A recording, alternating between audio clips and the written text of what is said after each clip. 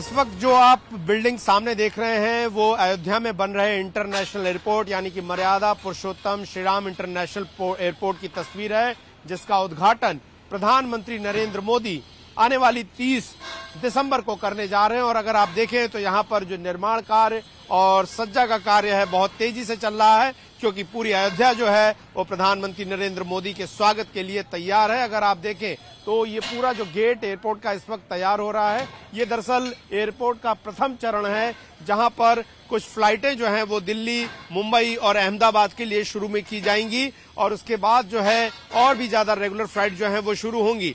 और इस एयरपोर्ट से लेकर प्रधानमंत्री नरेंद्र मोदी अयोध्या में बने नए रेलवे स्टेशन तक 15 किलोमीटर का रोड शो भी करेंगे। और न सिर्फ अयोध्या की जनता बल्कि तमाम वो लोग जो अयोध्या में पहुंचे हुए हैं वो प्रधानमंत्री का जगह जगह पर स्वागत करेंगे। तो कहीं न कहीं एक तेजी देने की भी कोशिश प्रधानमंत्री रोड शो के जरिए 22 जनवरी की प्राण प्रतिष्ठा से पहले, ताकि अयोध्या में जितने भी विकास कार्य प्रथम चरण में जिनका वादा किया गया है उनको आम जनता के लिए पूरा किया जा सके, ताकि आने वाले लोगों के लिए ज्यादा से ज्यादा सुविधाएं हों। इससे पहले अयोध्या आने के लिए आपको लखनऊ एयरपोर्ट, बनारस एयरपोर्ट या गोरखपुर एयरपोर्ट पर उतरना पड़ता था, लेकिन अब सीधे अयोध्या एयरपोर्ट पर उतरकर तमाम यात्री देश ही नहीं आने वाले समय में विदेश से भी जुड़कर सीधे श्री राम जन्मभूमि दर्शन के लिए जा सकेंगे। अयोध्या जिस तरीके से तैयार हो रही है वो अकथनीय है, वो अवर्णनीय है। यहाँ उपस्थित होकर उसे महसूस किया जा सकता है, उसका कुछ हद तक वर्णन किया जा सकता है, लेकिन एज इट इज उसको मैं कम्युनिकेट कर पाऊं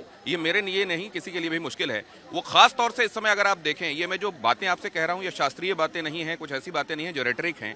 असल में अगर आप यहाँ देखें, आज महीने भर से भी कम के समय में हम खड़े हुए हैं। 22 तारीख को जनवरी में प्राण प्रतिष्ठा है और आज अगर इसको आप खातिर में लाएं कि अब केवल 27 दिन बचे हुए हैं और जो काम आपको यहाँ दिखाई दे रहा है वो कितना सारा दिखाई दे रहा है अभी जो किया जाना है इससे पहले कि प्राण प्रतिष्ठा के लिए मंदिर उस तरीके से तैयार हो। तो अगर आप ये देखेंगे तो आपको लगेगा कि ये कैसे होगा, अगर दिन रात भी किया जाए तो कैसे होगा।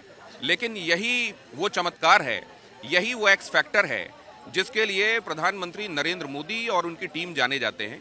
और लोग ये कह रहे हैं कि जैसे भी होगा लेकिन ये मुमकिन होगा। अब जब तारीखें तय हैं, अब जब पूरे देश को और विश्व को पता है कि 21 तारीख को होने वाला है, तो ये कैसे भी लेकिन मुमकिन होगा। इस समय आप देखें यहाँ पर राम मंदिर का जो फर्स्ट फ्लोर है, आपको नीचे आपको प्लिंथ दिखाई दे रही है, मंदिर की कुर्सी दिखाई दे रही है, उसके नीचे नींव।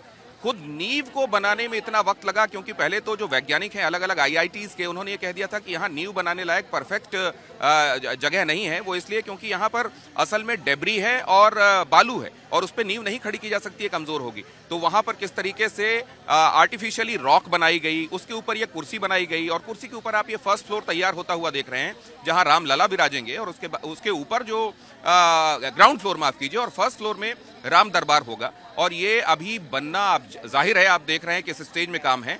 समय कितना बचा है, काम कितना पड़ा हुआ है, इस अनुपात से अगर आप देखें तो बहुत आगे चुनौतियां दिखाई देती हैं, लेकिन इन्हीं चुनौतियों से पार पाने का ही नाम नरेंद्र मोदी है। तो वो उनके निर्देश में जिस तरीके से तीर्थ क्षेत्र ट्रस्ट के लोग काम पर लगे हुए हैं, इस समय आप देख रहे हैं, ये देखिए ग्राउंड फ्लोर बनने का काम। सामने जो आप देख रहे हैं ये मार्बल की सीढ़ियां ऊपर जाती हुई, ये मकराना मार्बल आपको दिखाई दे रहा है। और जैसा आप जानते हैं भरतपुर के बंसी पहाड़पुर से आया हुआ ये जो पिंक स्टोन है उससे बनता हुआ ये मंदिर जिसमें कार्विंग का, नक्काशी का काम चल रहा है। तो एक बार मैं चाहूंगा कि हमारे कैमरामैन सत्येंद्र इसको चारों तरफ घुमा दें ताकि आपको ये दिखाई दे कि ये तो हो गया राम मंदिर, जो मुख्य मंदिर है वो, लेकिन अगर आप इसके चारों तरफ देखें, इस पूरे प्रीमाइसेस को देखें, इस प्रीमाइसेस में बहुत ज्यादा काम बाकी है। और ऐसा भी नहीं है कि प्राण प्रतिष्ठा होने तक इसको सारे काम को पूरा किया जाना आवश्यक है, लेकिन वो काम जो प्राण प्रतिष्ठा तक पूरा होना चाहिए, जैसे कि राम लला के विराजने लायक आपको ग्राउंड फ्लोर बनाना है,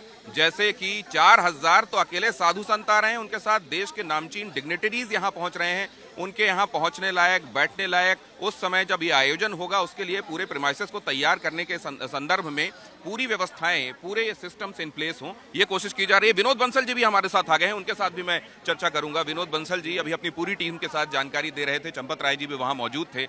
विनोद जी, जो दिखाई दे रहा है अभी तो चुनौतियां बहुत ज्यादा हैं 22 तारीख के पहले। नहीं, चुनौतियां तो हैं, लेकिन चुनौतियों को स्वीकार करना हिंदू समाज जानता है और तीर्थ ट्रस्ट जानता है। इसने इतने कम समय में इतना अद्भुत निर्माण, अकल्पनीय, अद्वितीय और अनुपम हो ही नहीं सकता था।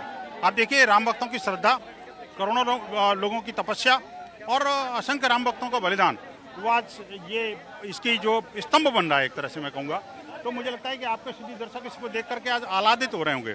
वास्तव में वो इतने प्रसन्न हो रहे होंगे कि भाई आपके चैनल ने जो चीज़ दिखाई वो वास्तव में कभी देखी ही नहीं, पहली बार देख रहे हैं हम लोग।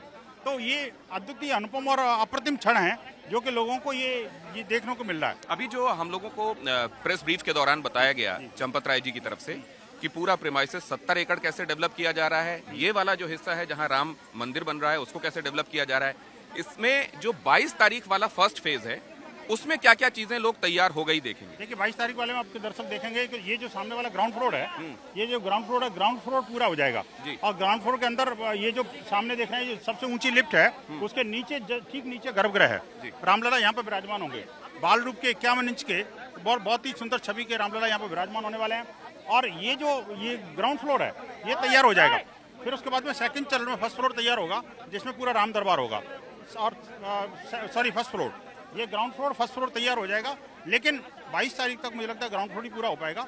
उसके बाद में फर्स्ट फ्लोर तो ये मंदिर में हो गया ग्राउंड फ्लोर तक की तैयारी जहां रामलला विराज जाएंगे। लेकिन बाकी जगहों पर और क्योंकि इतने सारे डिग्निटरीज आ रहे हैं, केवल साधु संत 4000 आ रहे हैं, इतने सारे लोगों को यहाँ पर कैंपस में उनकी व्यवस्थाओं के संदर्भ से क्या क्या तैयारियां हो जाएंगी? वो सब तैयारियां ट्रस्ट बताएगा। अभी तो उस तैयारी के बारे में अभी कोई जानकारी नहीं दी गई है, क्योंकि अभी क्या है कि फिलहाल फोकस इस मंदिर के दर्शन कराने के हैं।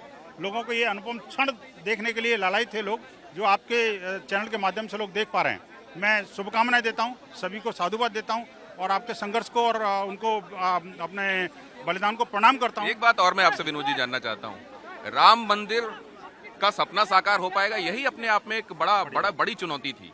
उस चुनौती से पार पाकर यहाँ खड़े हुए हैं और अभी ये चुनौती दिखाई दे रही है 22 तारीख वाली डेडलाइन। मुझको लगता है वो पार करने के बाद ये सब छोटी लगने लगी हूँ। बिल्कुल, निश्चित रूप से बहुत छोटी है।